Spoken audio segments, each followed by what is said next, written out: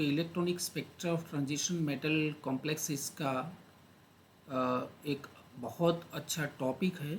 उसके ऊपर पार्ट 7 के रूप में एमएससी सेमेस्टर 2 के सभी स्टूडेंट्स के लिए आज मैं ये वीडियो लेके आया हूँ। दोस्तों, मैं जानता हूँ कि आगामी कुछ दिनों के अंदर आपको यूनिवर्सिटी की एग्जामिनेशन फेस करनी है, उसमें अपीयर होना है।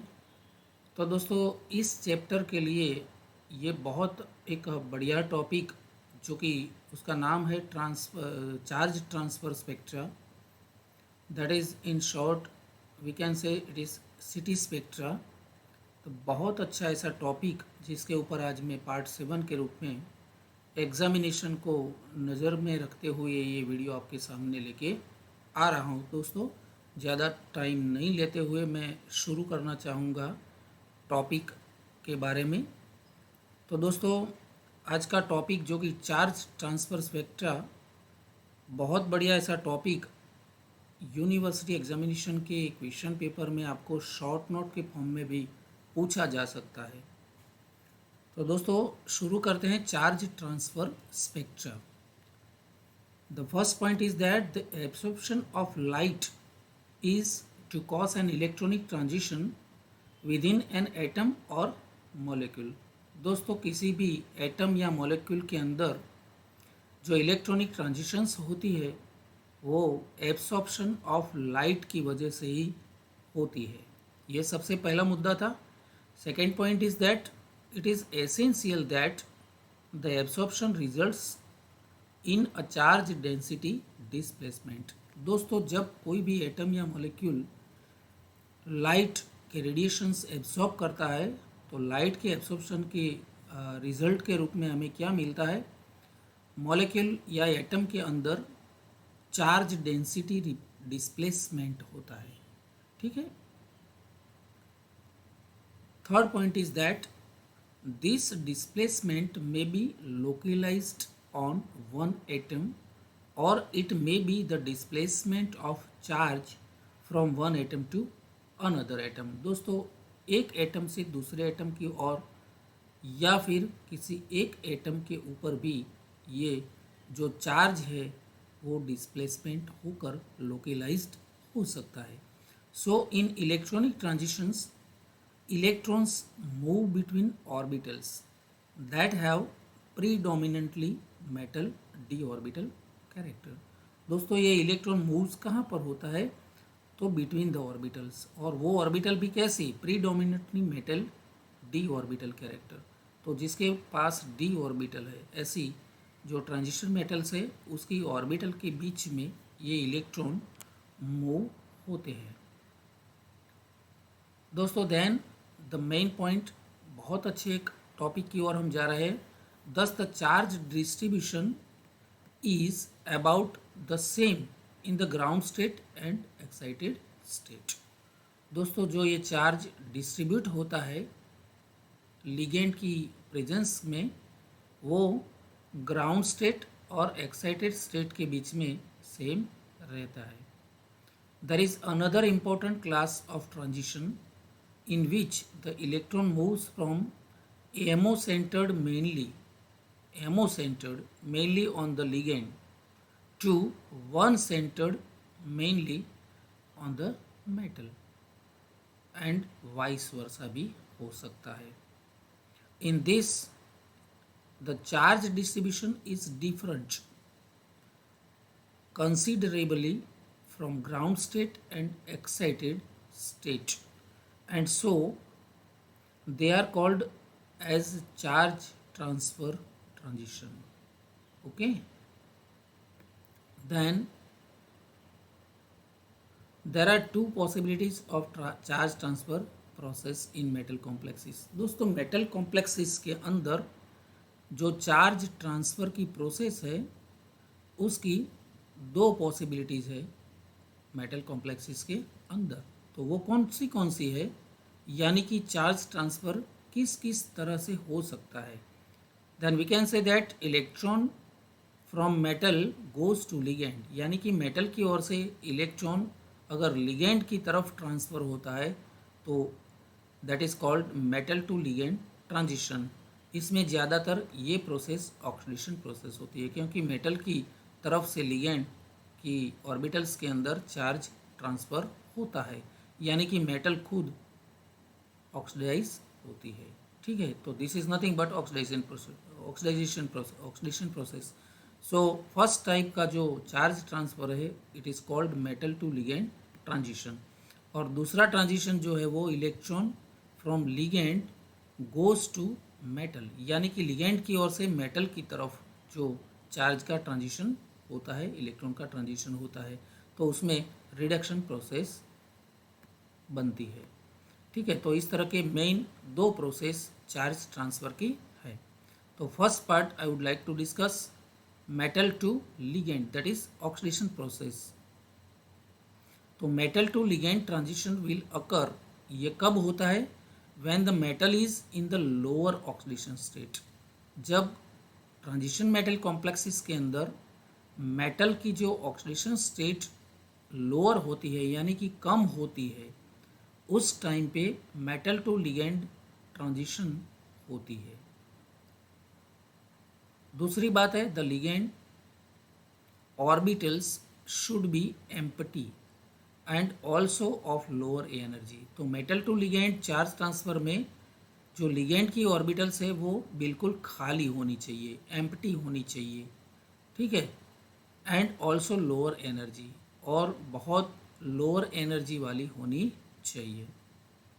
Then third point is that more the reducing power of the metal, यानी कि मेटल का रिड्यूसिंग पावर ज़्यादा होता है, the lower will be the energy of transition, यानी कि ट्रांजिशन की एनर्जी उतनी ही कम होती है। The energy of this type of transition probably occur in the aqua ions, ज़्यादातर कॉम्प्लेक्सेस में जो aqua ion as a ligand होते हैं उसमें क्या होता है, ऑफ डाइवेलेंट मेटल, यानी कि मेटल आयन की वैलेंसी डाइवेलेंट होती है, यानी कि +2 वाले जो मेटल्स है वो एक्वा कॉम्प्लेक्स जब बनाते हैं तो उसके पास द फर्स्ट ट्रांजिशन सीरीज़ के जो ये कॉम्प्लेक्सेस है फर्स्ट हाफ, यानी कि 21 टू 25 एटॉमिक नंबर वाला जितनी भी जो ट्रांजिशन मेटल्स है उसका एक्वा कॉम्प्लेक्स है उसमें ज़्यादातर पाई जाती है, because they have valency ions and reducing power. ये सारी जो मेटल आयन है उनके पास रिड्यूसिंग पावर ज़्यादा होता है। So they give deeply coloured complex with electron acceptor ligand. तो ये इलेक्ट्रॉन एक्सेप्टर लिगेंड है, उसके साथ ये फर्स्ट ट्रांजिशन सीरीज़ के फर्स्ट हाफ जो मेटल आयन है उनके एक्वा कॉम्प्लेक्सेस है, they are like acceptor ligand, जो पाई एक्सेप्टर लिगेंड यानी कि ऑर्थोफिनांथ्रिन है, पिरिडिन है, तो इस टाइप के जो कॉम्प्लेक्सेस बनते हैं वो डीपली कलर्ड कॉम्प्लेक्सेस बनते हैं। क्यों बनते हैं? Due to delocalised pi electrons की वजह से, क्योंकि ये पाई एक्सेप्टर लिगेंड्स है। They are of intense colour, but intense colour is absent in Na+2 and CO+3, यानी कि हायर ऑक्सीडेशन स्टेट वाली जो है और 25 से ज़्यादा एटॉमिक नंबर वाली जो मेटल्स है ट्रांजिशन मेटल्स, उनके अंदर ये डीप कलर के या इंटेंस कलर वाले कॉम्प्लेक्सेस एब्सेंट होते हैं। अब दोस्तों देखिए, आई वुड लाइक टू ये ग्रामेटिक जो ये है picture of metal ligand oxidation, यानी कि metal to ligand charge transfer, उसकी ये पिक्चराइजेशन है। यहाँ पर दोस्तों देखिए आप, ये जो कॉम्प्लेक्स के बगैर फ्री रेडिकल जब होता है metal ion, uncoordinated metal ion, उसकी डी ऑर्बिटल यानी कि सब पांचों से सबसेल है वो डीजनरेटेड है, और जब कॉम्प्लेक्स की प्रेजेंस में ये आते हैं यानी कि ऑक्टाहेड्रल कॉम्प्लेक्सिस के अंदर उसकी T2G ऑर्बिटल यहाँ पर है, Eg की इतनी एनर्जी है, तो this is T2G and Eg, ये 5 इलेक्ट्रॉन यहाँ पर है क्योंकि ये हाई स्पिन कॉम्प्लेक्स है। ठीक है, और यहाँ पर आपने अगली प्रीवियस स्लाइड में देखा दोस्तों कि जो लिगेंड है उसका कैरेक्टर क्या होना चाहिए, तो हायर एनर्जी वाली लिगेंड की ऑर्बिटल होनी चाहिए। ये metal to ligand charge transfer के अंदर। तो यहाँ पर लिगेंड की जो ऑर्बिटल्स है उसकी एनर्जी बहुत हाई है, तो डी ऑर्बिटल के जो इलेक्ट्रॉन है वो डीलोकेलाइज्ड होते हैं, charge transfer from the metal ion to ligand orbital. ठीक है, तो ये this is nothing but metal to ligand charge transfer, और this is the spectra of metal to ligand charge transfer, क्योंकि इसकी वजह से हमें ये एब्सॉर्प्शन स्पेक्ट्रा मिलता है और ये एमिशन स्पेक्ट्रा। दोस्तों देखिए आप यहाँ पर एमिशन स्पेक्ट्रा बहुत शार्प है, क्योंकि इंटेंस कलर वाले जो कॉम्प्लेक्सेस है वो हमें यहाँ दिखाई देते हैं। तो much more intense colour band यहाँ क्यों मिलता है, क्योंकि हायर ऑक्सीडेशन स्टेट वाली और 25 तक के जो एटॉमिक नंबर है वो सारी मेटल आयन जब पाई एक्सेप्टर के साथ ये metal to ligand charge transfer create करती है तो इस तरह का हमें पीक, शार्प पीक मिलता है। दोस्तों आप देखिए लिगेंड टू मेटल रिडक्शन, उसमें first point is that here the electrons from pi orbital of ligand में गो टू T2G और Eg, यानी कि जो पाई एक्सेप्टर लिगेंड से उस ऑर्बिटल में से इलेक्ट्रॉन्स कहाँ पर मूव होते हैं, मेटल आयन की T2G और Eg ऑर्बिटल में। Electron from pi to pi transition is intra ligand transition. Second point is that ligand to metal transition will occur, ये कब होता है ligand to metal, when the metals are in the higher oxidation state. जब oxidation state lower होती है तो metal to ligand charge transfer होता है, और लिगेंड टू मेटल होने के लिए मेटल आयंस के पास हायर ऑक्सीडेशन स्टेट होनी चाहिए। The ligand orbital should be field, यहाँ पर लिगेंड टू मेटल, क्योंकि लिगेंड की ऑर्बिटल्स अगर फिल्ड नहीं होती है इलेक्ट्रॉन की वजह से तो वो मेटल की ओर इलेक्ट्रॉन कैसे मूव कर सकता है। तो यहाँ पर condition is that the ligand orbital should be filled and also of higher energy. ठीक है, उसकी एनर्जी भी बहुत हाई होनी चाहिए। Then the higher the oxidising power of the metal, वहाँ पर हायर क्या था, रिड्यूसिंग पावर था मेटल टू लिगेंड में, और ligand to metal charge transfer में मेटल आयन का जो ऑक्सीडाइजिंग पावर है वो जो लोअर होता है। Higher the oxidising power of metal, metal का ऑक्सीडाइजिंग पावर जितना हायर उतना lower will be the energy of transition, energy जो ट्रांजिशन की एनर्जी है उतनी ही कम होगी। Thus charge transfer absorption in the visible spectrum is more common in complexes of iron 3 than those of chromium 3। तो क्रोमियम 3 के जितने भी ये एब्जॉर्प्शन स्पेक्ट्रा है वो विजिबल रीजन में मोर कॉमन नहीं है, लेकिन कॉम्प्लेक्सिस ऑफ आयरन है ना, more common of iron 3 than, क्योंकि इस ये आयरन 3 का जो कॉम्प्लेक्सिस है ना उनके चार्ज ट्रांसफ़र जो है दैट इज़ कॉमन, बहुत सारे एग्जाम्पल में वो पाए जाते हैं। This accounts for the use of iron 3 in colour test. ये आयरन 3 के बहुत कॉमन कॉम्प्लेक्सिस है दोस्तों, जो विजिबल स्पेक्ट्रम में हम उसको चार्ज ट्रांसफ़र की वजह से बहुत कॉमन माने जाते हैं और इंटेंस कलर वाले भी माने जाते हैं। इसीलिए इसका उपयोग जो है ये कहाँ पर किया जाता है, colour test in organic chemistry. दोस्तों ऑर्गेनिक केमिस्ट्री की प्रैक्टिकल लैब के दौरान ऑर्गेनिक कंपाउंड जो होता है, ऑर्गेनिक सेपरेशन जो होता है, उसमें कोई कोई कंपाउंड्स जो है उसकी आयरन वाली टेस्ट ये बहुत अच्छी मिलती है। For example phenols and hydroxamic acid gives neutral FeCl3 test. तो न्यूट्रल FeCl3 के साथ हमें ये ऑर्गेनिक केमिस्ट्री में ग्रुप सेपरेशन में या फिर ऑर्गेनिक सेपरेशन में कंपाउंड का टेस्ट करने के लिए ये बहुत न्यूट्रल FeCl3 टेस्ट बहुत बढ़िया है, और उसके अंदर ये एप्लीकेशन हमें बहुत बहुत हेल्पफुल हो सकती है।